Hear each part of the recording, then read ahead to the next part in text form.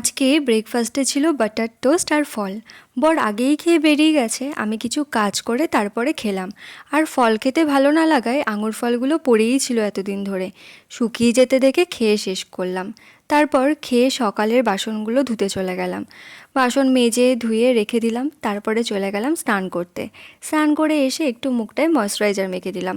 আর আমি না সেরকমভাবে স্কিন কেয়ার করি না, ওই কুড়েমিই বলতে পারো, কুড়েমির জন্যই করা হয় না আর কি। আর সিঁদুর পরতে গিয়ে তো ঢাকনাটাই পড়ে গেল হাত থেকে। আর আজকে তো আমার মনে খুবই আনন্দ, কারণ রান্না করতে হবে না। আগের দিন রাতে ম্যাক অ্যান্ড চিজ খাওয়ায় ডিমের কারিটা থেকে গেছিলো, ওটাই দুপুরে খাবো। আর রান্না না করতে পারলে তো খুবই আনন্দ হয়, মানে একদিন যদি ছুটি পাওয়া যায় রান্নার থেকে আর কি। আর বর রাতে এনেছিল মাটন বিরিয়ানি। বিরিয়ানি আমার খুব প্রিয়, মাটন হলে তো আর কোনো কথাই হবে না। তোমাদের কার কার বিরিয়ানি প্রিয় জানিও, আর কোনটা বেশি প্রিয়, চিকেন না মাটন, জানিও কিন্তু কমেন্টে। আর কেমন লাগলো ভিডিওটা সেটাও জানিও। বাই।